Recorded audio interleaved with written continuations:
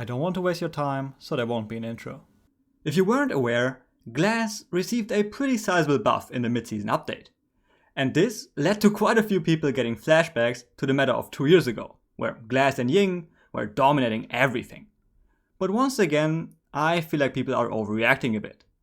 That being said, I'm actually more worried about Glaz than I am about Tachanka. At the time of recording this, the Glaz buff has only been live for about 3 days, so it's much too early to talk about something specific. But there have already been a number of games in which Glaz was played, and those actually do a pretty good job of at least illustrating his potential. Before we dive into that though, here's a quick rundown of how Glaz currently works after the buff. The short version is that he is the old Glaz. The long version is that as long as you have at least one yellow bar, you can see enemies through the smoke. And in the time it takes you to lose all bars, you can basically walk across the entire bomb site. At which point you stop for half a second, and you get back to 4 bars. So yeah, like I said, old Glaz. But how do you make use of that? Basically, I think there are 2 ways of playing Glaz. The first one is Glaz as Overwatch. And the idea is to post up on an angle, and then you smoke it off to gain total control of that line of sight.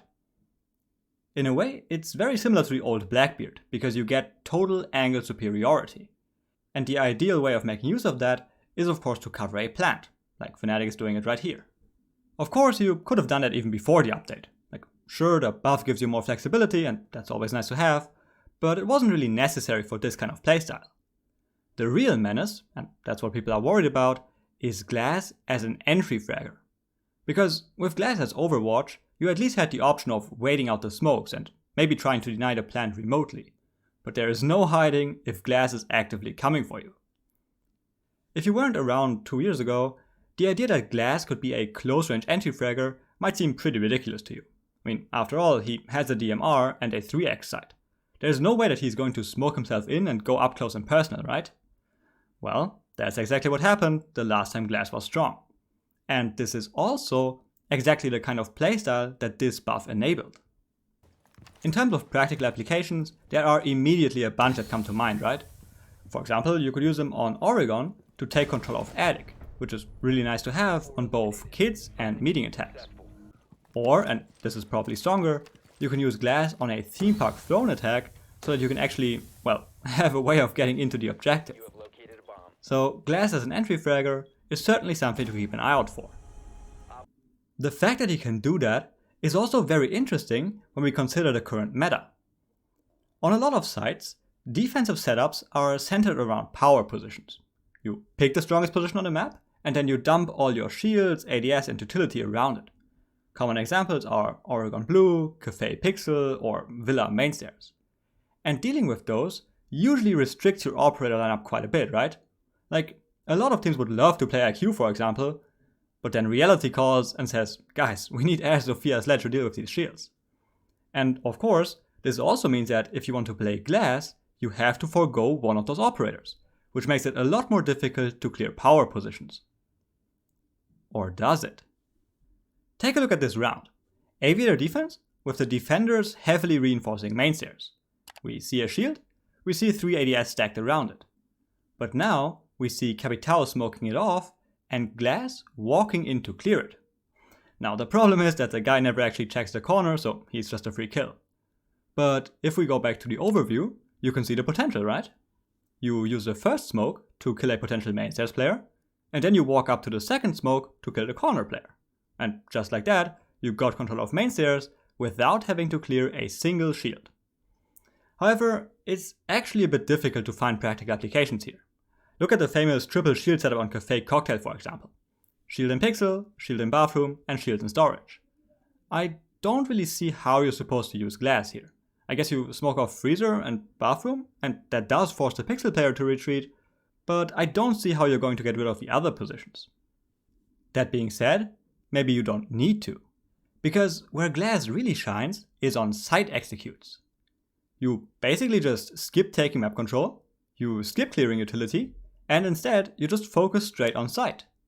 And I think the current state of the other attackers kind of synergizes with this execute-only playstyle.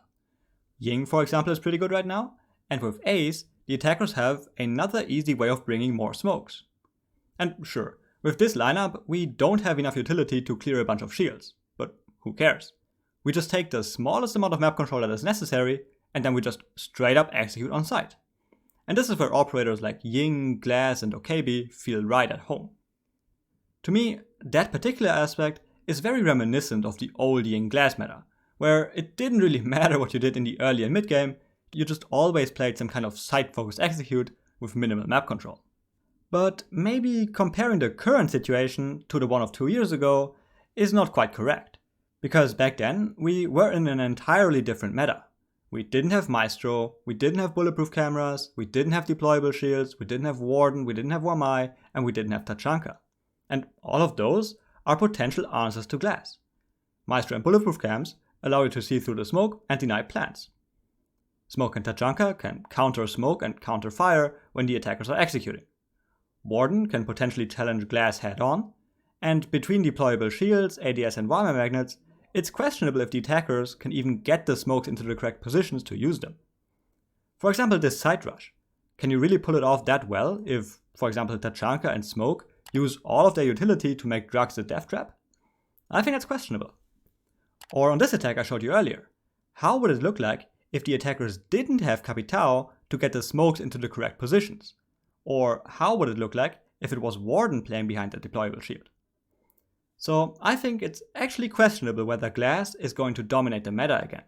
It's certainly going to be much harder for him compared to the last time around. But the fact of the matter remains. The Glaz update has only been live for half a week, but we already saw him being adopted in Pro League, and we've already seen enough rounds for me to make a video showcasing his potential. And what you have to consider here is that these teams almost certainly didn't scrim on the test servers, so these Glaz plays are all entirely without practice.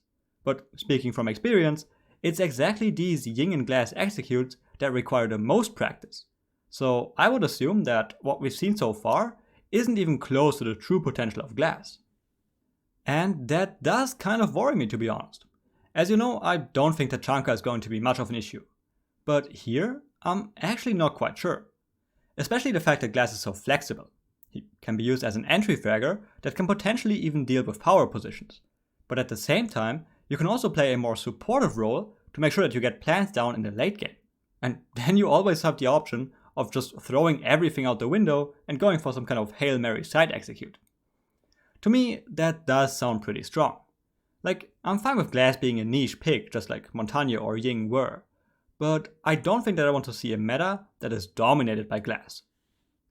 Sure, maybe that would even the odds between attack and defense a bit, but I don't think that a Glaz meta would offer a lot of strategic depth, so I personally would like to pass on that one. Of course, that doesn't mean that I want Yubi to revert the change straight away. Again, this is not like what happened 2 years ago. The defenders have a bunch of new tools available this time, so I'm fine with giving it a try, seeing how it works, and then, when it turns out that he really is oppressive, I'll advocate for a nerf. In the meantime, I'm looking forward to what teams are going to come up with, because the new Glaz is bound to shake up the meta. Alright, that's it for the video. I hope you enjoyed it, I hope you learned something new, and thanks for watching.